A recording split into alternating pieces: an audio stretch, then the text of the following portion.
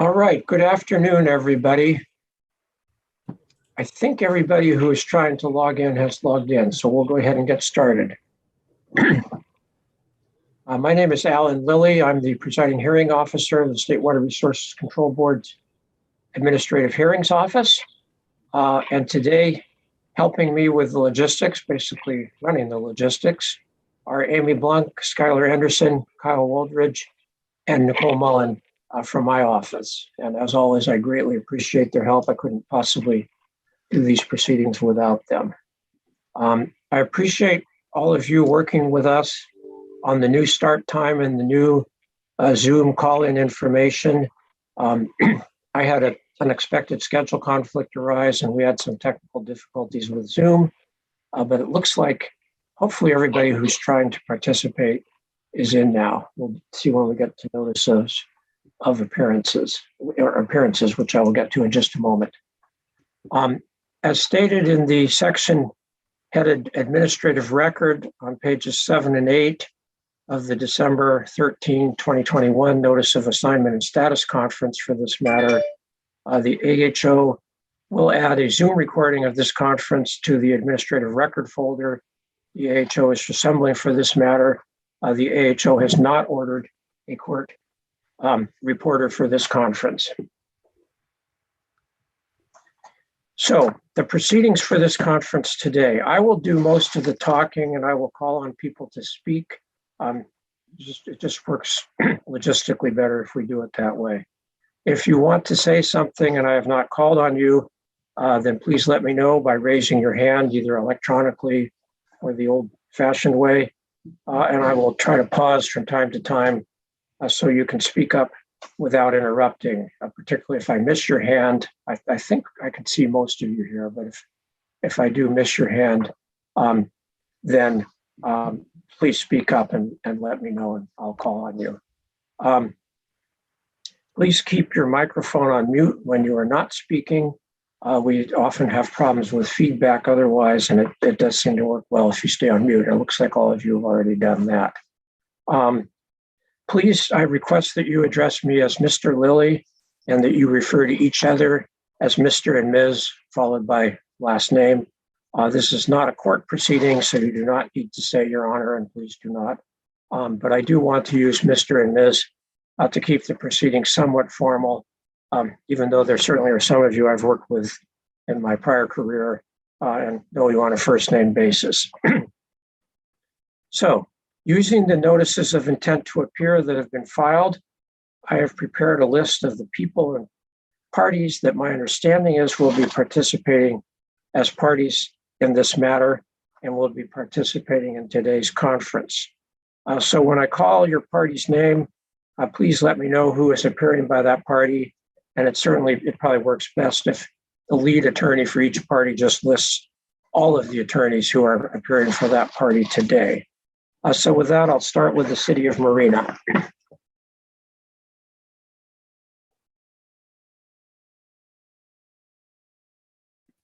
Here we go.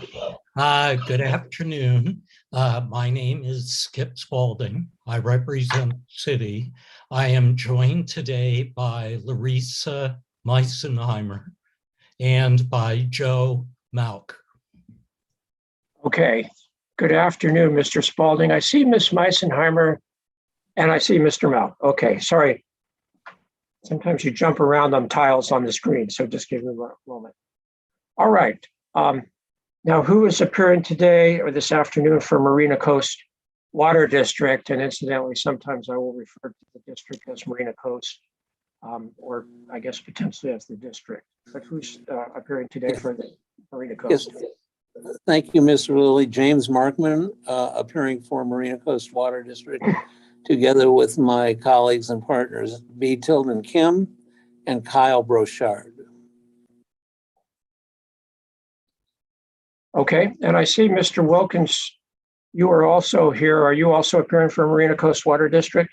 Yes, Mr. Lilly, and as well as Ruth Muzzin. We are separate firms, but we are both, all of us are with Marina Coast, yes. All right, good afternoon, and good afternoon, Ms. Muzzin. All right. Good afternoon, Mr. Lilly. It's Muzine, for the record, Ruth Stoner Muzine.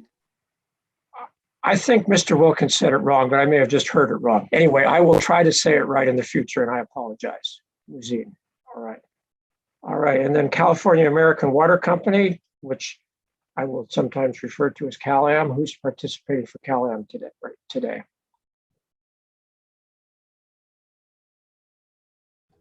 Uh-oh. Hi, good afternoon, Mr. Lilly. My name is Bob Moore, and I'm going to be lead counsel for CalAm. We have a number of people here today. We have two very fine water lawyers. One of them is David Osias, who's my partner. The other is Rob Donlan from Ellison Schneider. And I think you've run into him once or twice. With me also is Michael Betts, who's a trial lawyer from San Francisco, and also Catherine Horning, the most important member, who is in-house counsel for CalAm.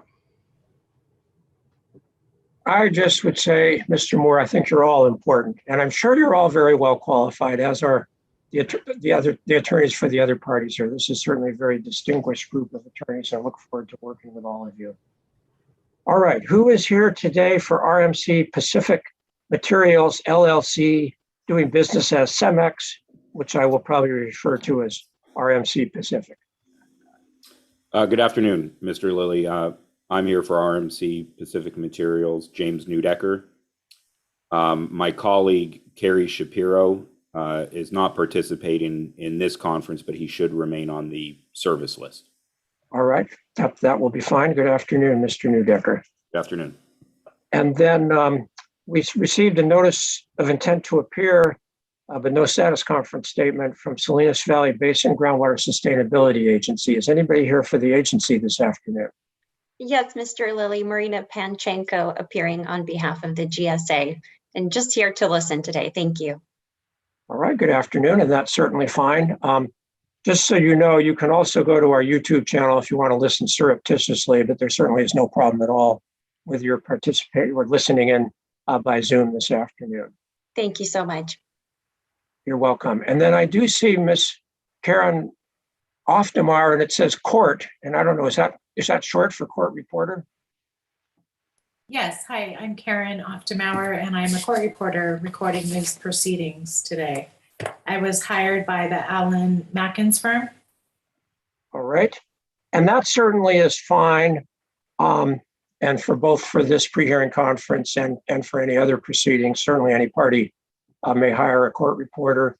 Just so you all know, excuse me, the way things work, of course, a party may decide or decide not to have the court reporter prepare a transcript, and may decide or decide not to file it with the Administrative Hearings Office. But if a party files a court reporter prepared transcript with the Administrative Hearings Office, we immediately add that to our public administrative record where all parties may access that. I don't have any other process to do that. I have to add anything, include anything in the record that's been filed in this proceeding. So that is the way I will proceed.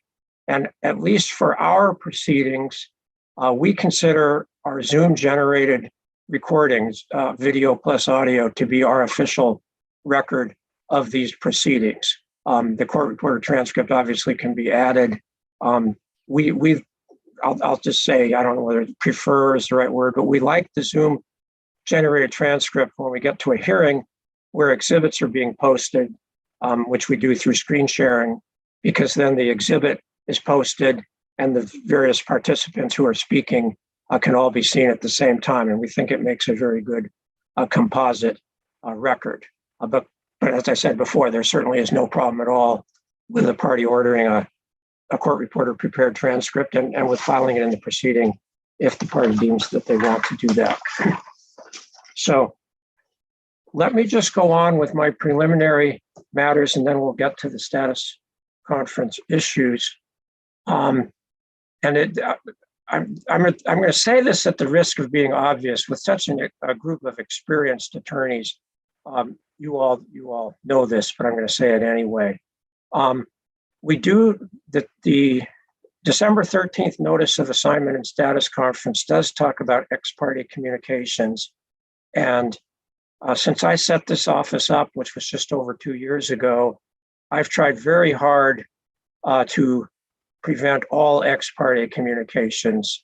So please, and with email, it's pretty easy to do that and yet still have any necessary communication. So please, whenever you send anything to the AHO, include all of the other parties on the service list as CCs. If you do written transmittals, please do the same thing. With email, it works pretty easily, and you can just include everyone else's email address in the CC lines. And then there's just no question, it's not an ex parte communication and everybody knows what's going on. In the past, and this was before I was involved working for the State Water Board, but when I used to be an attorney appearing before the Water Board, the State Water Board staff sometimes said that this rule did not apply to what they called routine procedural matters. But it was never clear what was routine procedural and what was not. And frankly, there were some abuses of that limitation. And frankly, all other parties may be interested in discussions with the AHO about some routine procedural issues like how to file, upload exhibits and so forth. And if they're not, they can delete the email or archive it or do whatever they want. But please always send all other people on the service list copies of anything you send to the Administrative Hearings Office. After this conference, my office will be circulating a status conference order with an updated service list. It will list everyone who is listed on the NOIs, Notice of Intent to Appear, that have been filed in this matter. And it appears from the NOIs you've all agreed to accept service by email. So the communications that are necessary to satisfy the ex parte rules can be done by email.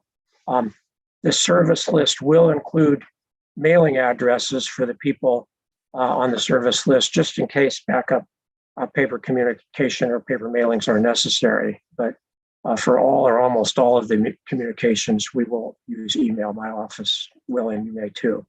And just so we're clear, and again, if I'm insulting your intelligence and experience as attorneys, please bear with me, but there's no prohibition on any party's representatives talking to any other party's representatives on all appropriate issues in this matter, including potential settlement. So please don't interpret this as any limitation on that. If you want to talk to each other, whether it's about stipulating to exhibits, making sure you get copies of exhibits, or substantive settlement discussions, or whatever you want, please go ahead and do so. And you can do it by email, telephone, paper, any way you want. But just don't include my office as a CC on those communications. And again, with some unrepresented parties, I need to explain this because it's not clear to them. So I'm going to pause for a minute. I'm going to go through the 9 status conference issues and talk about each of those. But I'm going to pause for a minute and just ask if anyone has any questions about our hearing proceedings before I do that.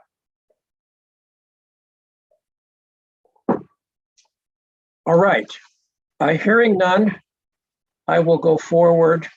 The status conference issues are stated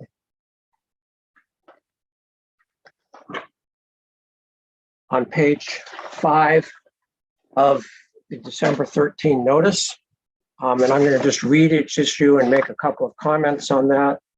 And first of all, I do want to confirm I've received status conference statements from the City of Marina and Marina Coast Water District, and then a joint statement from Cal-Am and RMC Pacific. Did anyone else file a status conference statement? Okay, hearing none, I'm glad I got them all. And I do say I appreciate you're taking the time to file those, and I did read them all recently, and they're quite helpful in understanding where we're going forward. We clearly still have a lot of work to do, but I think they get us off to a good start. So I'm going to, as I say, go through these issues. You do not need to repeat your arguments in your status conference statements. I have read them just recently, just yesterday, as a matter of fact, so I'm pretty familiar with them. But I will ask you to, if any of you want to make any comments. And if possible, one attorney per represented party would make this go more efficiently. If more than one needs to speak, go ahead, but if you can keep it to one, it certainly will make it go easier. Okay, so issue number one is, should the notice of public hearing that will be issued by the AHO in this matter include any hearing issues besides the hearing issues listed in the hearing issues section? It says above, but that's from page 3 of the notice, page 3 and 4 of the notice. And also, should the AHO modify any of these issues before issuing the hearing notice?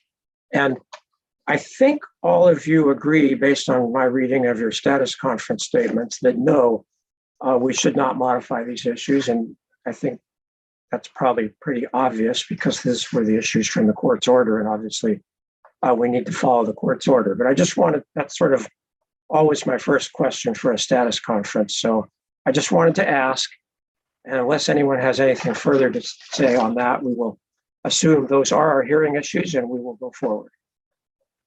All right, issue number 2.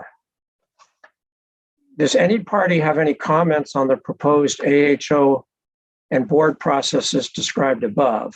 And these are the processes described in the section called Proposed Administrative Hearings Office and Board Processes, which was on page 4 of the December 13 notice.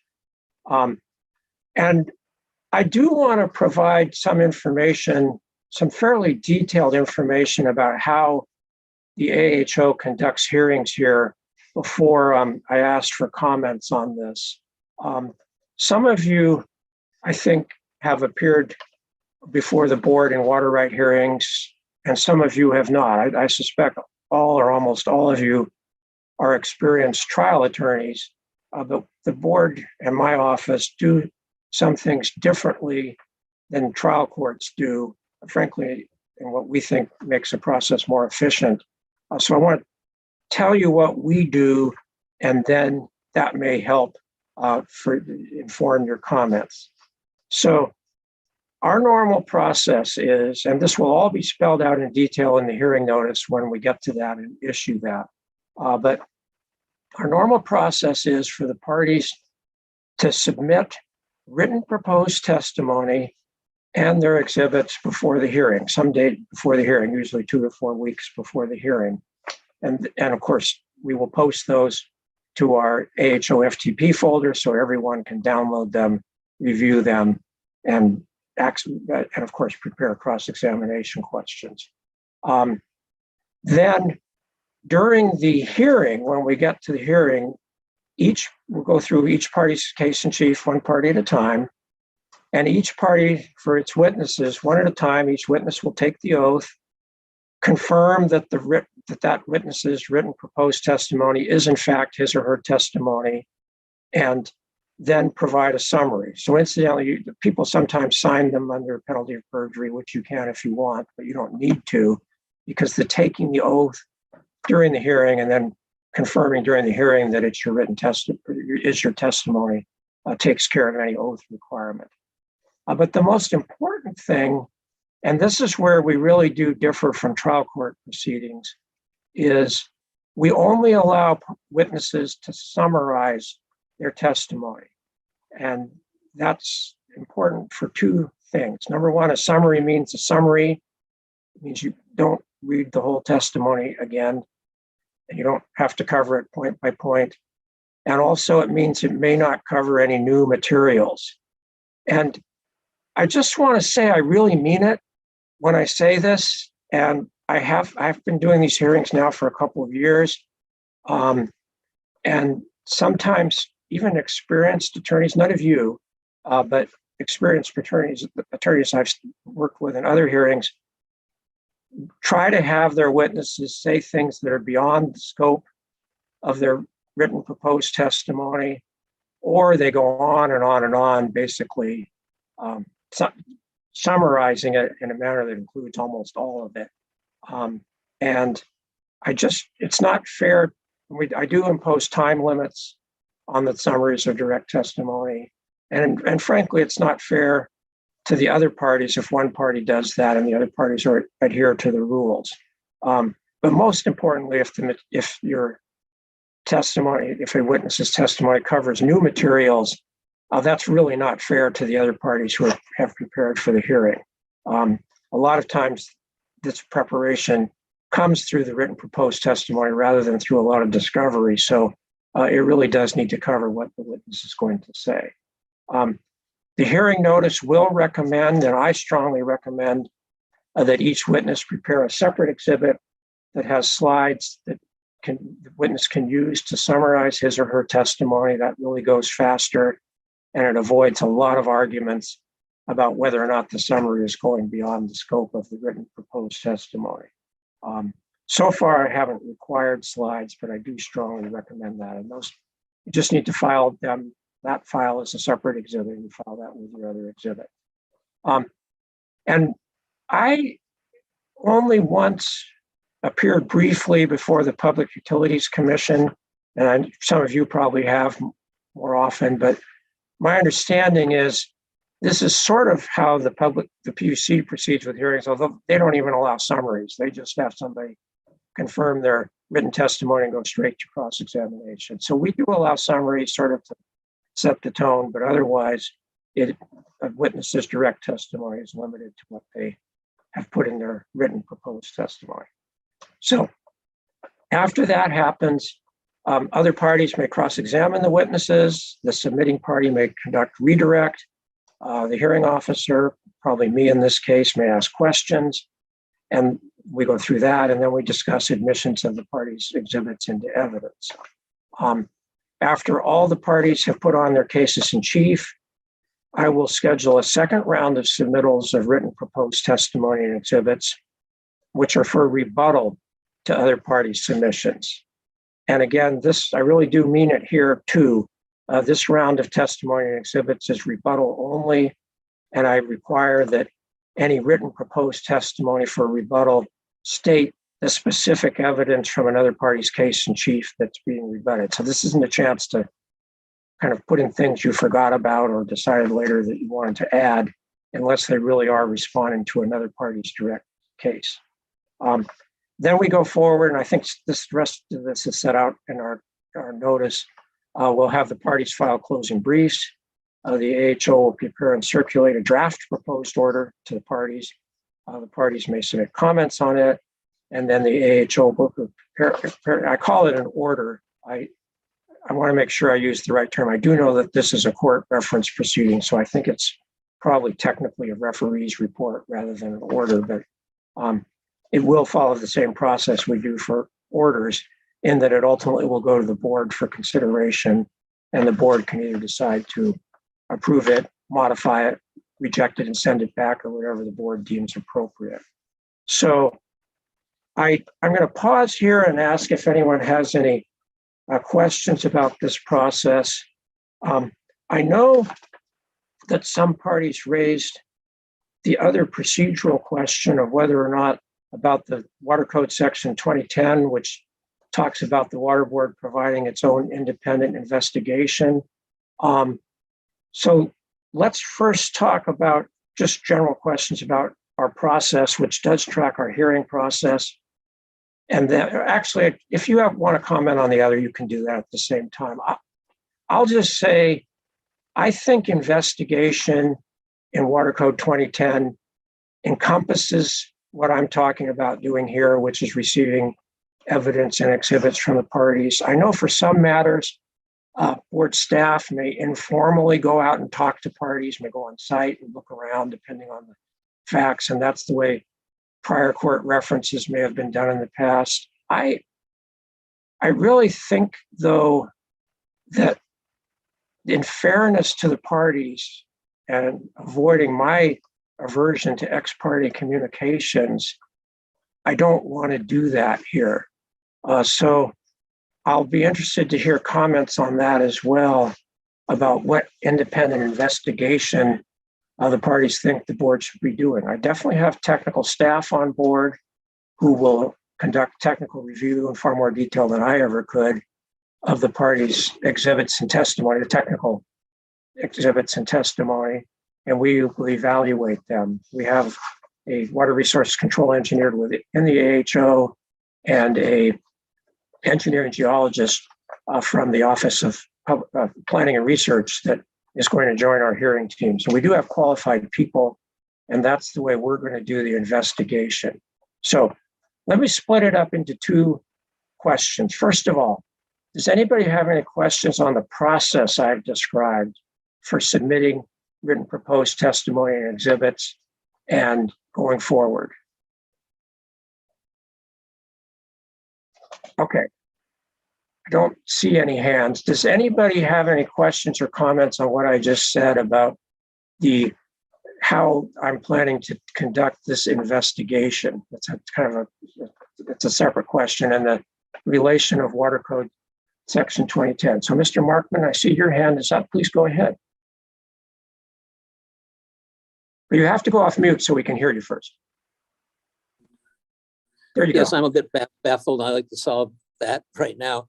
When this motion was first filed, the court says, and it's on the transcript, that he wasn't going to refer to the state board the adjudication of whole causes of action. Basically, we're talking here about a couple of causes of action. And it kind of feels like that's what he's done. I'm not sure, I'm not happier to be here than I would have been in another place, but so we are concerned with what is the timing if the state board is going to do some investigations, and there may be physical hydrologic issues here. It will depend on the disposition of some legal issues, but we may well get into some fairly detailed and complex hydrologic issues. And so are we going to just run this as a trial? We'll come in with what we think is happening, what we submit the testimony, and then when we're all done with that amongst ourselves and we've concluded that hearing, does the state board essentially refer that to its technicians and take in more input? And if that happens, are all the parties here going to see that input and have another round to come back and comment on it, even cross-examine some state witnesses, for example? Or how does that work? How does that plug itself into the decision-making process, that investigation? Okay, that's a good question. And before I answer that, does anyone else want to make any related questions or comments about that? Okay, don't see any hands. So let me answer it as best I can right now, Mr. Markman, and there may need to be some refinements as we go forward. The way I plan to proceed is to conduct the hearing as I've talked about. And then after closing briefs or after the parties file their closing briefs, we'll take the matter under submission and we will prepare a draft proposed order. And that will be me and the technical people on my team, on the hearing team. And as necessary, we can confer with technical people within the State Water Board's, basically other sections of the State Water Board, since no other parts of the State Water Board are parties to this proceeding. So we can do that without violating ex parte rules. And then we will have a proposed order. And the answer is the parties may comment on the proposed order, but it will be based, the findings in it will be based on statements in the record.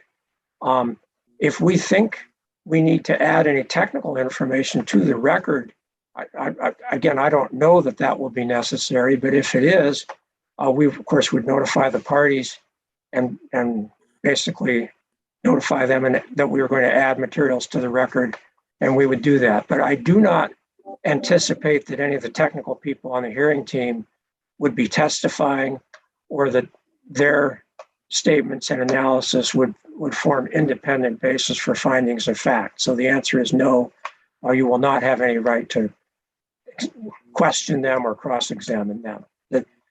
What their analysis will be stated in the draft proposed decision, and that will be what you will have an opportunity to review. Okay, thank you. Any other questions on that? Mr. Lilly, I have a question. It's not on. Oh, excuse me, Mr. Moore. I didn't see your hand. Please go ahead. I have a question about what happens before the hearing. Is there an opportunity for some kind of discovery, depositions, things of that matter, so we can kind of figure out what the other side's going to propose as statements?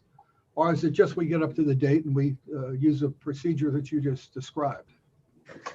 Okay, well, that's also a good question. And the answer is I can tell you part of it, and you all may be able to tell me the other part of it. And I'm not, just because you know about the court proceeding and I don't. I've read the court's reference order and I've read the motion papers that led to that order, but that's all I've read. So for water right hearings, there are a few sections in the water code that have some, I'll say, some fairly limited provisions for depositions, which it's very, very rare that people take advantage of that because, as I said, the written proposed testimony process usually provides the parties the notice they want. But there are procedures in the water code for depositions. I think there are procedures for subpoenas. Again, I believe there are, and then probably some of the government code provisions regarding hearings provide for that. That's about it. There certainly are not the normal provisions in the Code of Civil Procedure for requests for admissions or interrogatories or things like that. Now, of course, there is a pending court proceeding, and I don't know, maybe you can tell me, Mr. Moore, and of course, if the other parties disagree, they can say so. Are you allowed to do discovery in the context of the court proceeding that's relevant to the issues that have been referred to the State Water Board? Well, we have just started doing discovery right now, and I don't think we know entirely whether we can cross over and take discovery on the water issues, or it's just simply limited to the other issues in the case. I think we can take the depositions broadly, I believe, and I think that's the way we're going to proceed. Does anybody else have any comments on the question of what discovery may be done in the court proceeding that's relevant to the issues that have been assigned to the State Water Board? Okay, well, Mr. Wilkins, go ahead. I do see your hand up. Not taking the lead in discovery, it's my understanding at least that expert discovery is some time away. And depending on the timing of the briefing in this matter, my guess is that we will, well, I guess I don't know, but my thought is that we won't have any expert discovery done at that point, most likely. And so that would probably be the type of testimony you're looking for is going to have a lot of expert testimony involved in it, I would think. So I guess I'm not sure what timing you're proposing, Mr. Lilly, for this briefing schedule and how that would coincide with the discovery in the trial court proceeding to understand whether they would overlap. Okay, Mr. Spalding, go ahead. Your hand is up. Yes, thank you. Currently, we have a fact discovery cutoff of February 28. We have an expert discovery time period of roughly March 1 to May 31. And we currently have a trial date of June 22. And then that may well move depending on what happens here. But there is a pretty robust discovery process already in place. All right. Well, I'll say from my point of view, doing discovery through the court process is a lot easier for me because then we don't have to grapple with the issues of how do water code and government code sections that apply to water right hearings apply to court reference proceedings. You're all advocates, and I'm sure you could spend a lot of time briefing that and might not all agree. But from my point of view, if you do the discovery in the pending court action, then the rules in the code of civil procedure for discovery you're all familiar with. And of course, if there are any disputes and there are motions, those would go to the court because the discovery would be in the court proceeding and the court can resolve those through the court's process. So that's certainly my preference. I will tell you there's going to be a logistical question here. And this is probably one of the most important things for today's status conference. And that is regarding timing. I mean, I can send out a notice of hearing in a week or two. They are long documents, but we have a template we use, so we can get it done fairly fast. And I know the hearing issue, so that goes fast. And I can specify basically almost any schedule that that all of you are amenable to. I mean, I can send out a notice in 2 weeks and say, written proposed testimony and exhibits are due 1 month later. I don't think you want any less than that. Or I can say, written proposed testimony and exhibits are due in June, so you have an opportunity to do your expert witness discovery first. Now, again, obviously once we have a deadline for filing written proposed testimony and exhibits, then we can set a hearing date. We usually like, in a case like this, I'd probably like to have it about 30 days later. So I'll have time to read all of the material, which I expect will be technically fairly complex. And so I can work on reviewing it with my technical people. And frankly, so all of you, each party can review the other party's submissions, which will take some time. So I can do that. I'm hearing a bit of I think there's a quandary here. If I allow discovery to go on the court schedule, then I'm not going to get a hearing, and I'm certainly not going to get a proposed report of referee out before the June trial date. I mean, it can't. It's just not possible. And in any event, that process is going to take some time. So it sounds to me, again, I may be wrong, but it sounds to me like the court set the discovery schedule and the trial date without considering, and maybe it was before there was a reference to the state board, but without considering the reference procedure. So what do we do? Mr. Markman, you got your hand up first, so you can answer first. Well, I think we all have to, we knew if this proceeding went further, now we know what constitutes the proceeding, that we would have to be talking to each other about when and in what order we do all of this. So we're not surprised by Mr. Moore's questions or apt questions. We've been thinking about them right along. So we have to, possibly we can get together and agree on how we stage this. And that leads me to another question. In your proceeding, is there a way we could discuss with each other taking an issue on that might be the end of the road for the proceeding rather than going through the whole proceeding? In other words, when in the court, we have opportunities for summary judgments. We can even stipulate to dispositive motions. As Mr. Moore asked, along with discovery, are those opportunities available to us in your proceeding? Okay, another good question that I may or may not be able, well, I'll answer it, but I may not give a complete answer. There are no procedures, well, first of all, even for water right hearings, there are no procedures in the water code akin to summary judgment procedures. We just don't have that in the water code.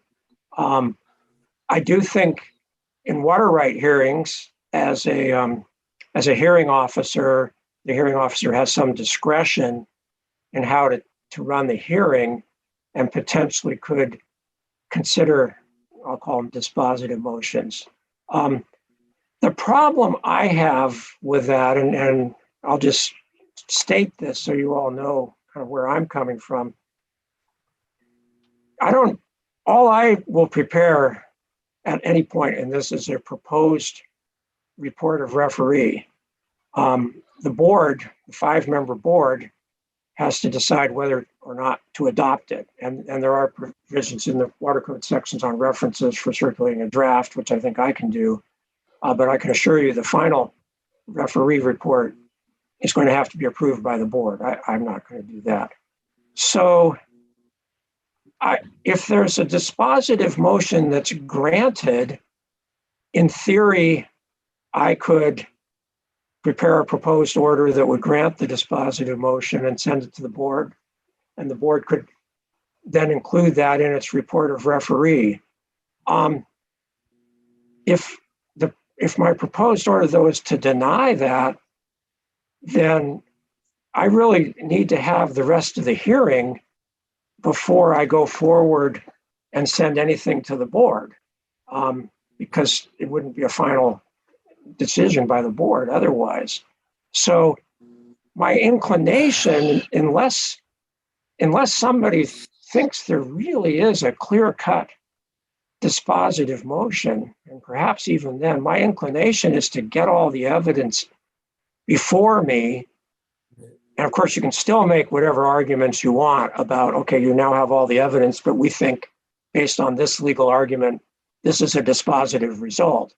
But my instinct, unless any of you can tell me, and you'll have some chances for follow-up written submittals. I'm not going to ask you to do all of this on the spot, but unless somebody thinks there's some really compelling reason to do dispositive motions here for my office to consider that, my pretty strong inclination is not to do that. And remember, at the risk of stating the obvious, what we ultimately prepare is a report of referee.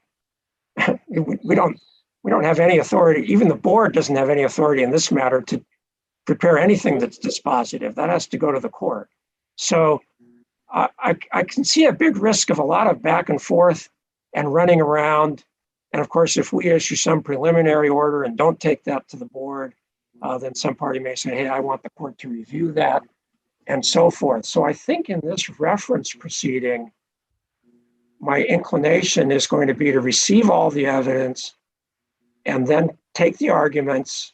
And of course, parties can make whatever arguments based on the evidence they believe is appropriate, and then prepare a draft report of referee and send that to the board. And then the board will either adopt it or not, but ultimately will adopt a final report of referee and send that to the court. So anyway, that's kind of a long-winded partial response to your question, Mr. Markman, but that's where I'm coming from.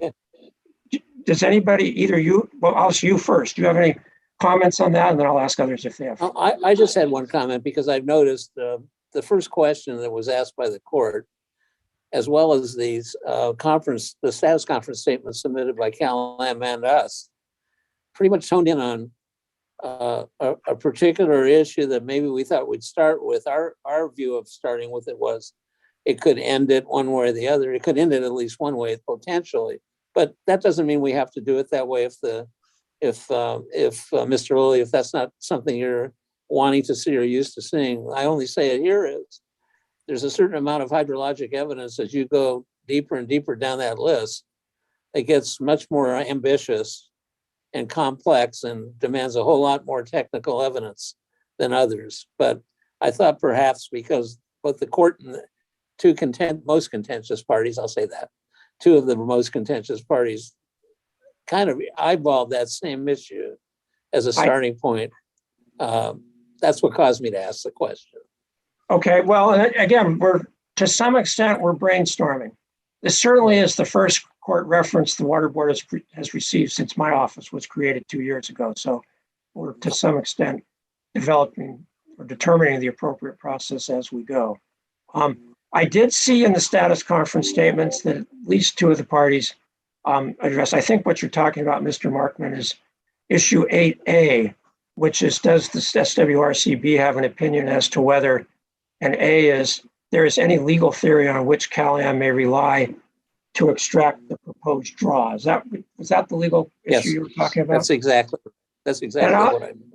And I'll just say, you read that, I read that, and it sort of sounds like a legal question, but and again, I'm really new here to this proceeding. So don't take this as any predetermination of anything, because I haven't received enough evidence or argument to know much at all about how these issues should be resolved. But I think pretty quickly beneath the surface, there's going to be some important facts and maybe even factual issues, disputed factual issues that are necessary for me to get into to determine what my answer to the court's question 8A is. I just don't see that, like on the pleadings, I could do that. Now, maybe you're saying it's a limited body of evidence, but it certainly is some evidence that I'm not aware of now before I could decide 8A.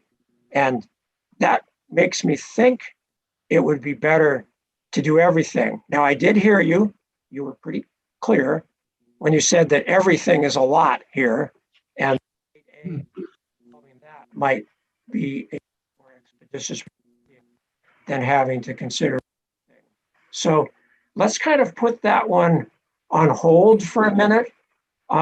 You can see where I'm probably headed is some requests for focus briefs from the parties. And you're all experienced attorneys. You know how to talk with each other. Even if you disagree on a lot of things, you know how to work things out. I'm sure you've all resolved many discovery disputes and probably other pre-hearing disputes. So where I think this is headed is for all of you to sit down, however you sit down in the COVID era, and talk about these things and develop some potential proposals, and where you disagree, some arguments on both sides. But anyway, that's my thought is I think I'm hesitant to do any preliminary rulings on what would be a dispositive motion, but I'm not ruling it out if you can convince me that makes sense here. So does anybody else want to say anything on that question? We can circle back to it if we need to. Mr. Moore, go ahead, please. Yeah, Mr. Lay, Mr. Markson, something sounds simple that's not simple. The one thing you're breaking up a little bit. Can you just get a little closer to your microphone, please? I can. Can you hear me? Perfect. Mr. Mark is making something seem simple that's not simple. A motion for summary judgment. The legislature has looked at summary judgment motions. There's timing issues, there's filing issues. There's certain evidence that comes in, certain evidence that doesn't come in.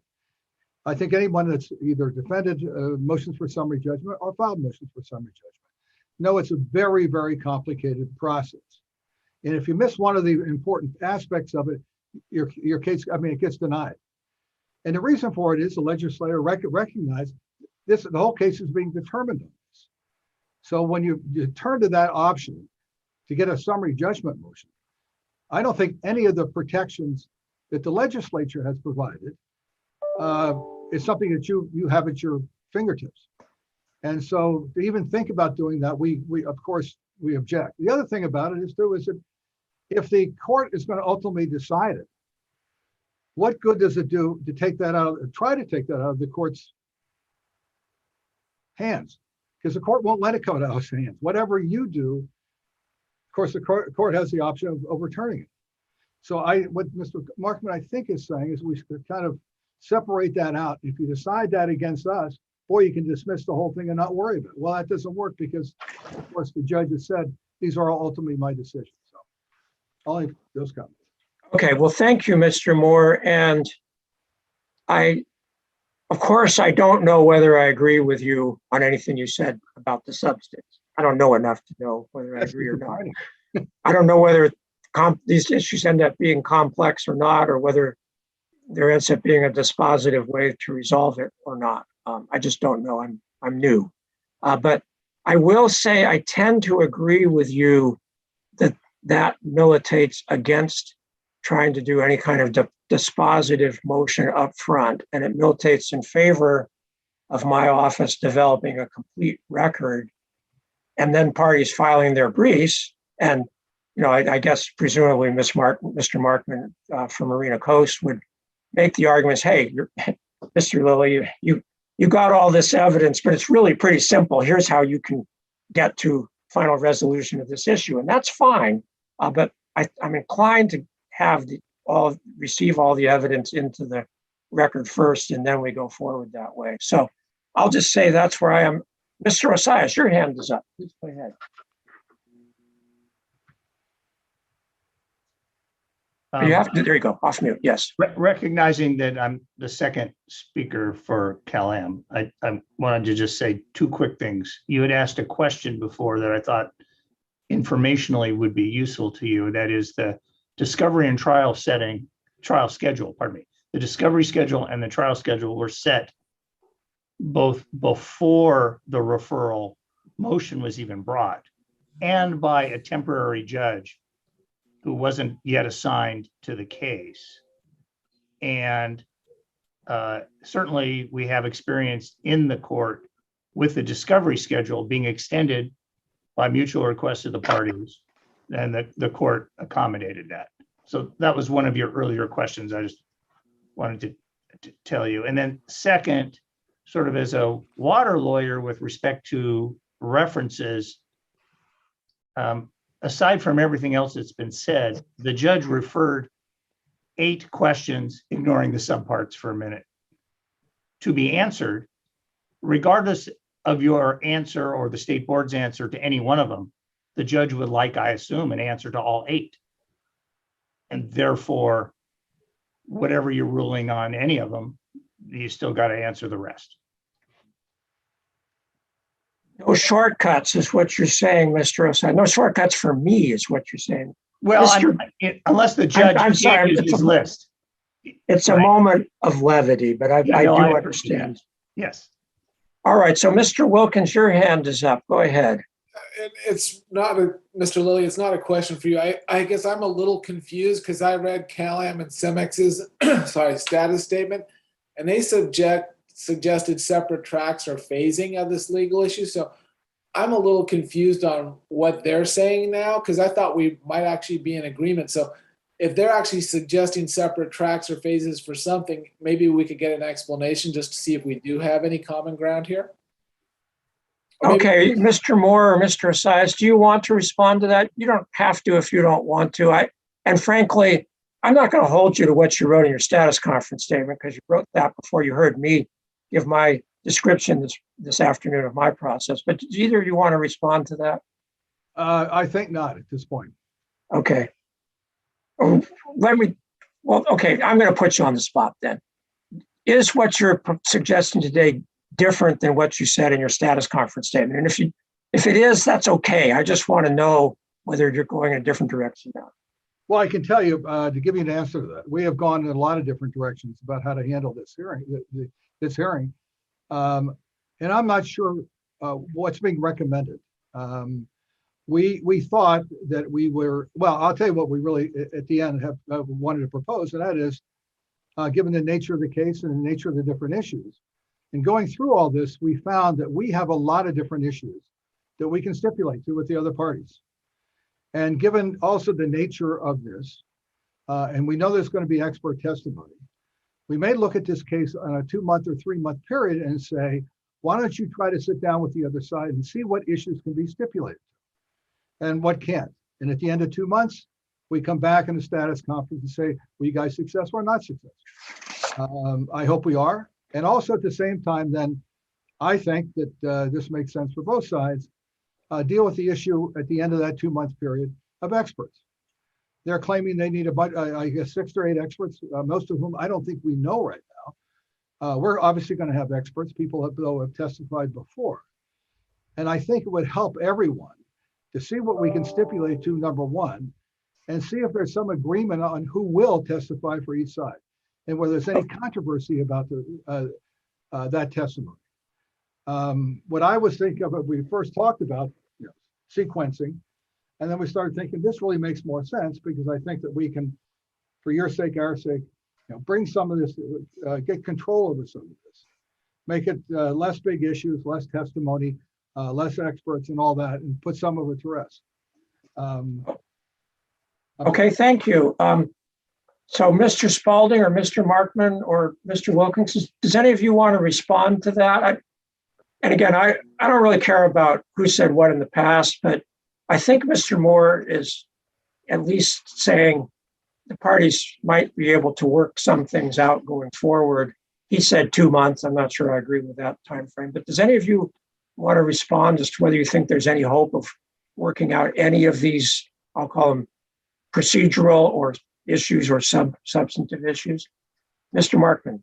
Well, yes, I think there's hope that we can stipulate to some specific hydrologic facts, save a lot of time for everybody, specific pieces of this and that, but I don't think we're going to agree on, enough to put together a theory. There's going to be testimony. In other words, we've worked together a long time. We fought together a long time. And I'd like to say we agreed to more than what we did, but not so much. So I expect this to be pretty fiercely contested all the way through. Okay, and that certainly I got that impression from reading the status conference statements, and that's fine. That's why we have hearings, is when people disagree about things. So, all right. So I'm going to kind of put that concept on hold and go down my list of hearing issues, and then we'll have to decide what to do. And again, I'm sort of brainstorming with all of you on this, so I appreciate your input. I mean, you're all very experienced attorneys and certainly can competently represent your clients. So I'm sure we can work through something here that makes sense and yet doesn't prejudice any party's interests. So let me just go down my issues from status conference and see if we have anything more. Issue 3 was, should the AHO conduct or direct the parties to conduct any processes separate from the hearing process, particularly any separate process regarding expert witnesses, technical work, or models before the AHO begins the hearing? And I'm hearing not that much from Mr. Moore, but potentially agreement on names. And what I'll just tell you what I'm thinking makes sense is for the parties to sit down and agree on a schedule for, I mean, this is really what you have to do in trials anyway, a schedule for designating your expert witnesses. And if you want to, for conducting depositions of them, as I've said before, I did water right hearings for over 30 years before the Water Board. I never once took a deposition, and I never once thought that my client's rights or interests were prejudiced because I did not take a deposition. And basically because you get the witnesses' written proposed testimony ahead of time. That's in some ways a lot better than a deposition because they lay it all out. You know exactly what they're going to testify to during the hearing. It certainly is a lot more efficient than trying to extract it out of them during a deposition, but you'll have to decide that. So anyway, that's my plan, is a time for the parties to designate their expert witnesses, discovery if necessary, and then going forward to the hearing. Separate from that, number 3 was perhaps wistful thinking on my part, was whether the parties could agree to any technical work or models. I mean, I'll just say, based on the status conference statements, I didn't see a lot of agreement. Based on what you're saying today, I don't see a lot of agreement. But is there anything that we should talk about where there might be potential agreement on any substantive technical issues? Okay, I didn't. Oh, go ahead, Mr. Moore. You're either your hand is up or you're adjusting your screen. I thought my hand was up. Okay, go ahead. Yeah, I don't know that there isn't. I mean, I'm not sure. I think they have more experts than we know. I think they have more reports than we're familiar with. There are issues that we haven't talked about in a long time, I suspect. So I don't know if there isn't anything that we could stipulate. And the only way we're going to find out if we sit down and talk about it. Are we okay? Maybe not sit down and talk, because as Jim said, we've had a little contentious at times, but at least send each other nice letters. You're all professionals, and I think you can represent your clients without being obnoxious to one another. At least I hope so. Certainly get that impression.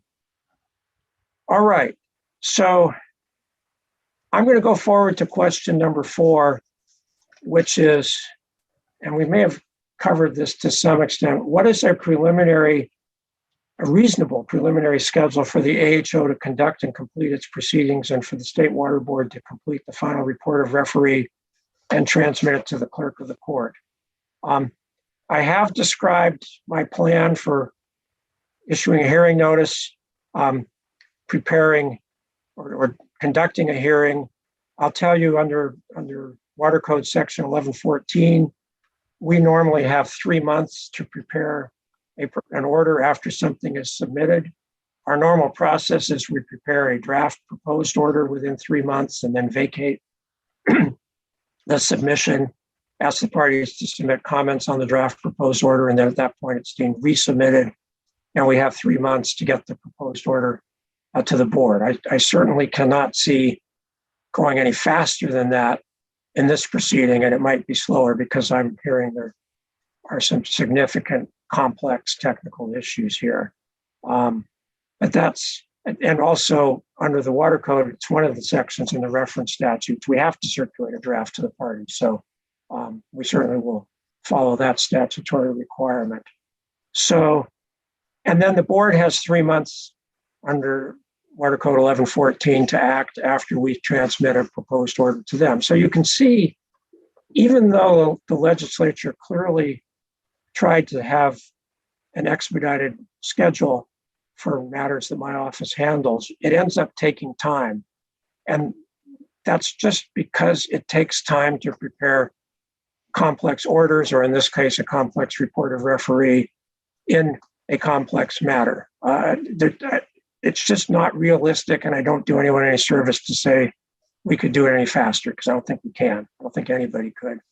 So, and of course, then there's the question of how much time do you want before the hearing starts? So to some extent, we may have already covered this, but I see Mr. Wilkins, your hand's up, so go ahead.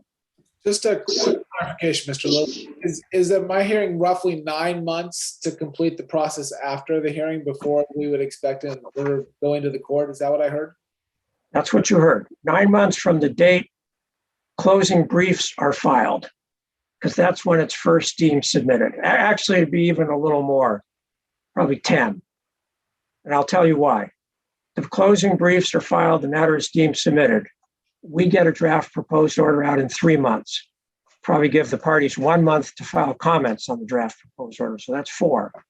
And then 3 more months for us to prepare our final proposed order. And you might say, well, why does it take you another 3 months? You already know the thing. And the answer is because you'll probably all submit a lot of detailed comments. Potentially that 3 months could be done shortened. So that's up to 7. And then the board, just to get it on the board's calendar, the board meets twice a month, but we have to get a briefing memo and all that, and they have to act. So that's how I get another 3 months. So that gets me up to 10.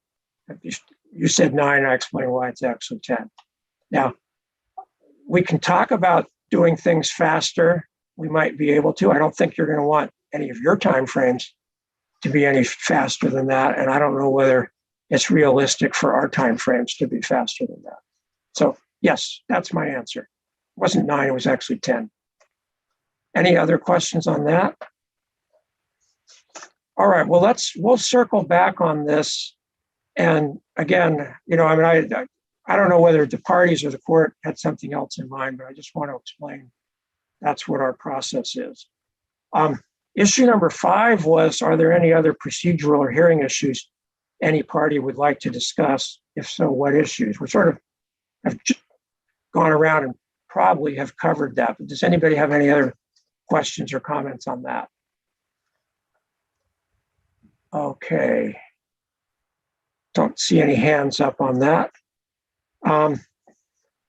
Issue 6, are there any documents that have been filed in the court proceeding for this matter besides those the AHO has already posted to the AHO FTP folder, which is described in the administrative record section of the hearing notice, that the AHO should add to the initial administrative record for this proceeding? And I'll just tell you for this, sometimes there are background documents that everyone agrees should be in the record, and we just put them in the record. That doesn't admit them into evidence. Parties would still have to offer them into evidence. But if every party is going to offer the same exhibit, same document as an exhibit, sometimes we can do that, and it just saves a little bit of bulk.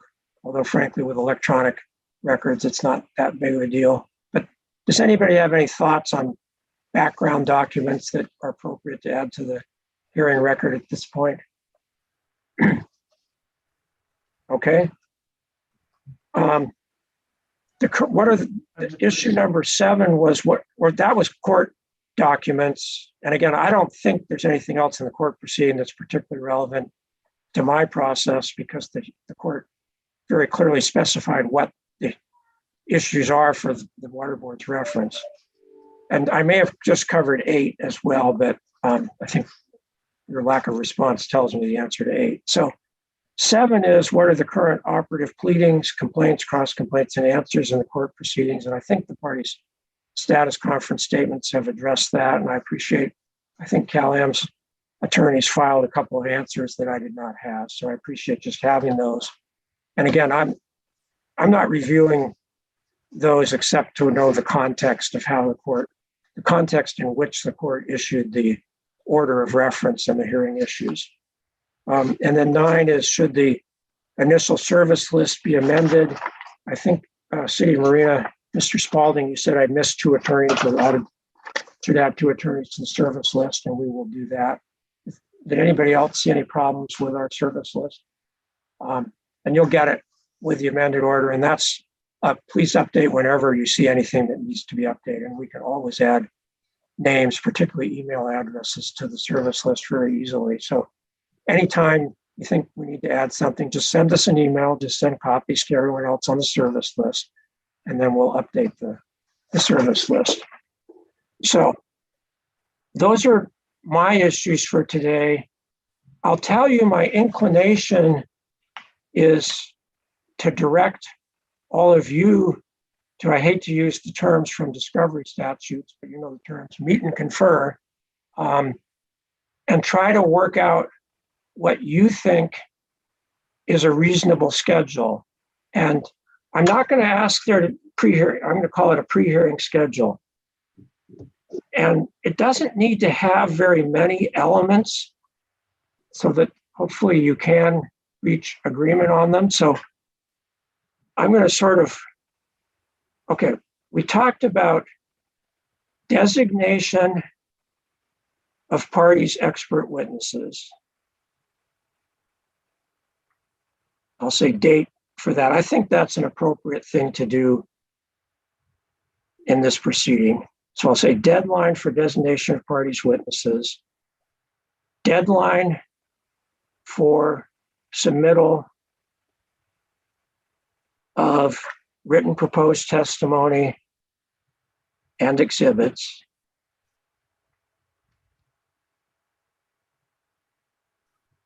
and proposed first day of hearing. And then I say, we'll do rebuttal. We'll have provisions for rebuttals following a few weeks after the initial hearing, so you don't need to worry about that. I don't particularly want anything in my scheduling order about discovery unless any of you think I need to. I think your dates can recognize time for discovery. And of course, discovery motions if necessary, which would go to the court. But if any of you think, yeah, because I don't really have authority to order discovery dates, I don't think. I think that's for the court to decide. So I don't want to put something in my order that I can't order anyway. But I would like those 3 things at least. And then I think based on what Mr. Moore said, I'm just going to put deadline for stipulations. I'm going to put on any substantive issues. I don't know enough detail to say anything more than that. Mr. Moore, is that sort of what you were getting at? And of course, either parties will stipulate or they won't. But is that what you were getting at when you suggested that the parties might be able to work something out on that? Well, I was thinking of several things, but one I thought of is there's a lot of factual issues which we can stipulate to, and if we didn't stipulate to them, it's going to take a lot more time. There's some witness testimony I think we can stipulate. Now, what do you mean by stipulating to witness testimony? That one I want to make sure I understand what you mean. Well, there's some testimony out there, and there will be some testimony because of depositions taken in the other case, which is, this will be a little premature, but not entirely premature because we're moving forward right now. So if we have testimony and we can stipulate to it from any source, it'd be nice to stipulate to it rather than bring it in front of you and waste the time of identifying it and all the different things you have to do. One more question now that you've asked it. Let me just say on depots from other cases, okay, maybe it's not a problem if the other parties were all represented during the depot, but somebody may say, hey, I have cross-examination questions for that witness who testified during that deposition. But anyway, you can all address that as you need Yeah, to. I understand. Let me ask you one thing, and that is, how do you treat the testimony from another case? Is it admissible, not admissible? Is it have the same rules of admissibility as any other case would have? I mean, excuse me, any other piece of evidence would have? Okay, well, the answer is it's hearsay. It's even if it's from another proceeding under oath, it's still hearsay. It's an out-of-court statement. So for our water right hearings, we follow Government Code Section 11513 subdivision D, which basically says, I'm paraphrasing, the water board may rely, I mean, it's any decision maker, but we apply it, may rely on hearsay evidence that basically to supplement and explain other testimony, but it's not, I'm paraphrasing, not admissible in and of itself unless it would be admissible over objection in a civil action.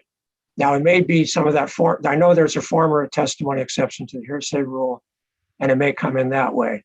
So that would be, but I'll just say my guiding principle would be Government Code 11513D, and then, which then by reference incorporates the evidence code provisions on hearsay and exceptions to the hearsay rule.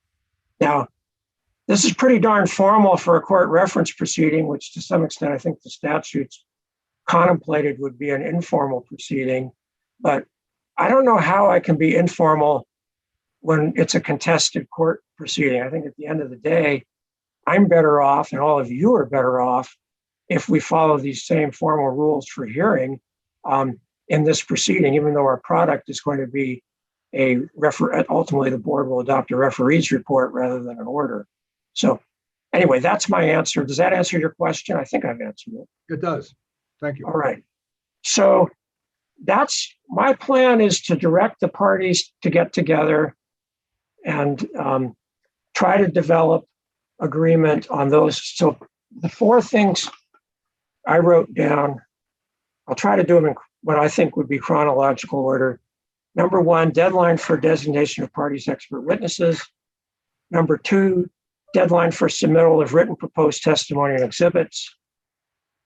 Oh, wait, I'm sorry. Deadline for stipulations on any substantive issues, factual issues, witness testimony. That's got to be number two, because clearly that should be before the deadline for submittal of written proposed testimony and exhibits. So then three is deadline for submittal of written proposed testimony and exhibits, and four is proposed first day of hearing. So if nothing else, I would like you to all get together, and there are only four parties here, and two of them at least filed a joint status conference statement, so they may be able to work together. So there sort of are nominally three parties here.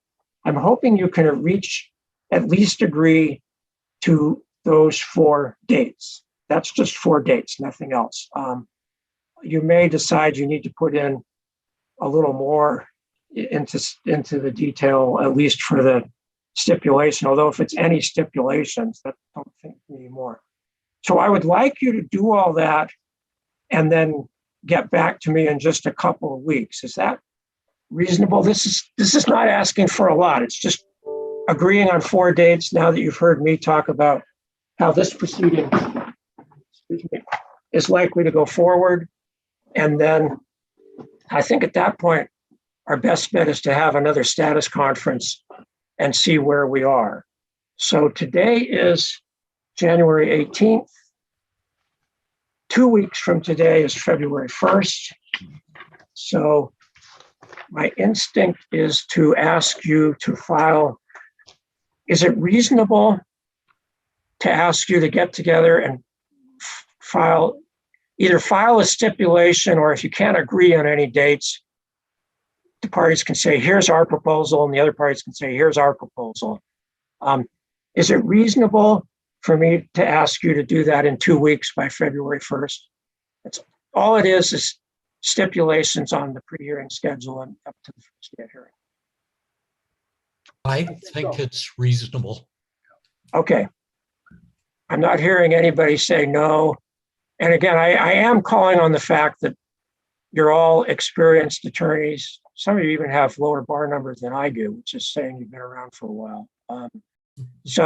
And I know you all can work together. You know where to basically where to preserve your areas of disagreement and where to agree to get things done. So I do call on you to use your professional experience to do that. So let's do that. And then let's target a new status conference by phone again, of course. Let me look at dates here. I'm tentative. I mean, it's not going to take a long time for me to read the stipulation because it's not going to be very long. And then let's target another status conference by February 4, Friday. I'll find out what time. I have to make sure my staff is available. They have other hearings, so they can only do one at a time. But we'll, in that era, that time frame of February 4, or else the following week, we'll have another status conference and we'll talk about going forward from there. Now, I do know that the court, at least I was informed that the court has another, I don't know whether it's a hearing date or some kind of meeting date for January 25th. So at this point, all I'm going to do is issue an order that says by February 1st, I want you to either file a stipulation or tell me your areas of disagreement on these 4 dates, and that we're setting another status conference. And I'll have to, I mean, if the court says something different, obviously I'll follow what the court says. But the one thing I'll just say is, and I don't want to pick an argument with a judge who I don't even know, as far as I can tell, is an excellent judge, but I can't do things any faster than I can do things here.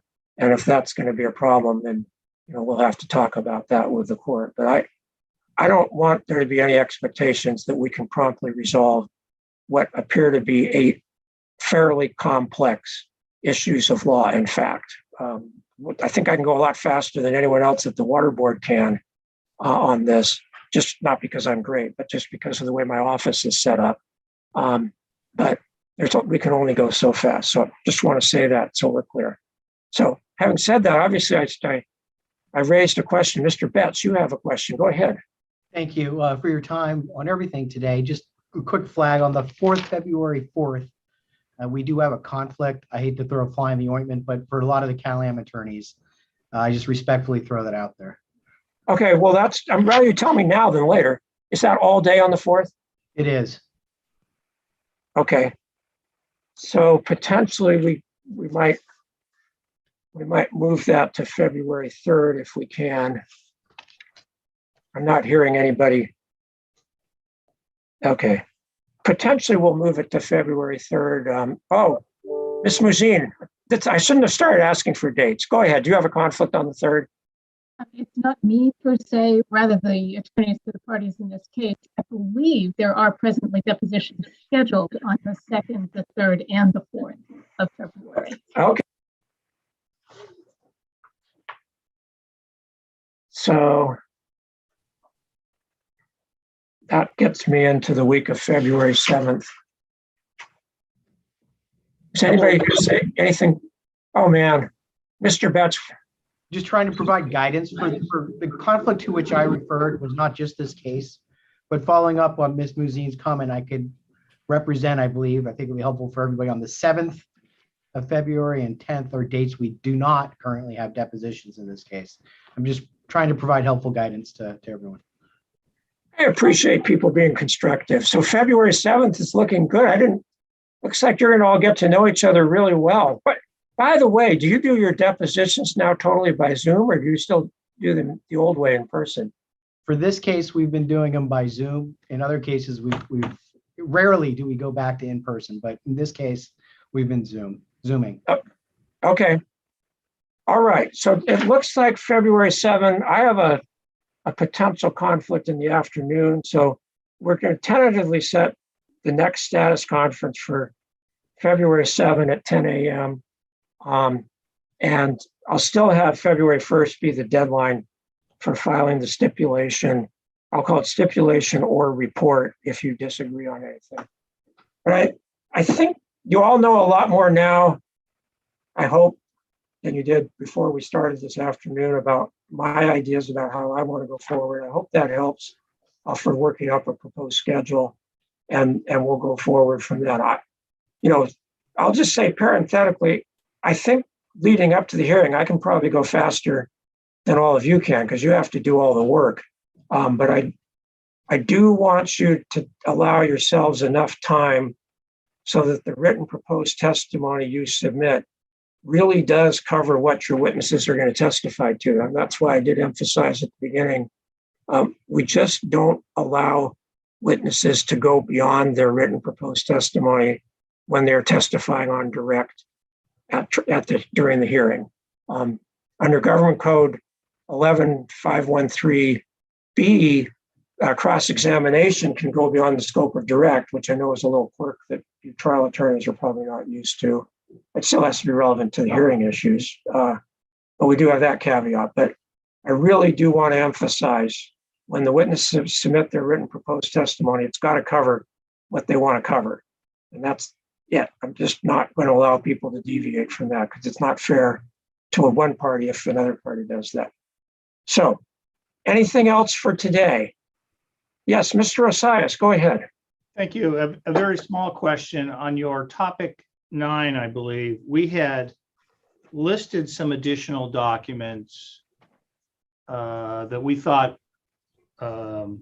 should be background documents. And I wasn't clear whether you want us to meet and confer to see if there's agreement that they're useful background documents, whether we need to resubmit them, or we just deem them submitted and you'll ultimately decide. Thank you.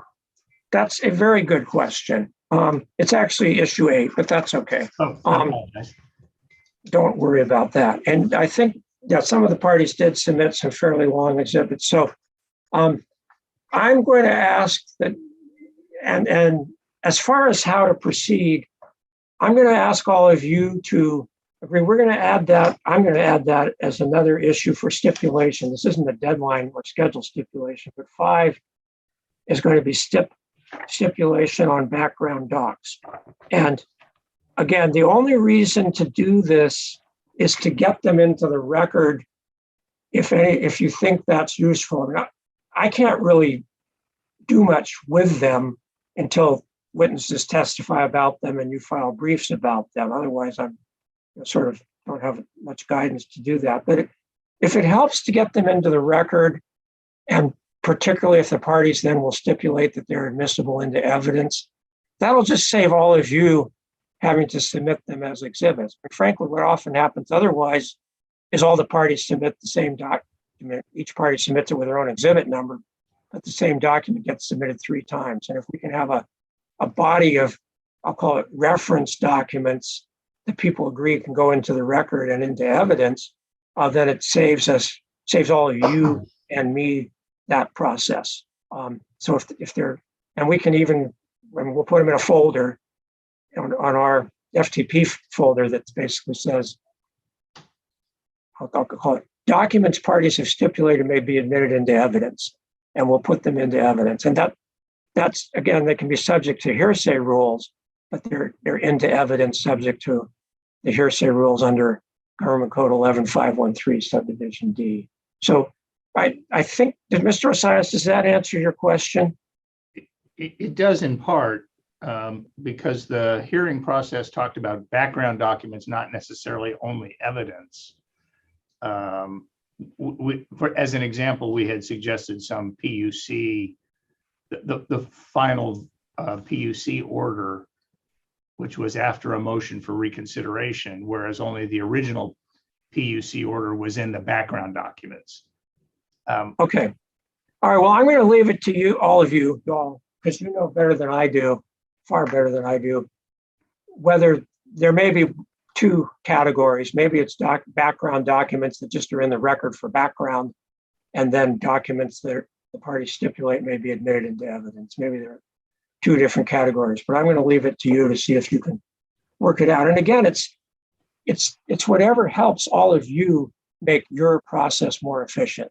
And it helps me too, but it's to help you make your process more efficient. So I hope you'll look at it with that point of view. That is helpful. Thank you, sir. Okay, it's a little bit rambling. I hope this has been helpful. I apologize if I've been a little disjointed. But does anybody have anything else that they want to cover today? All right. Seeing no hands, like an auctioneer, last call.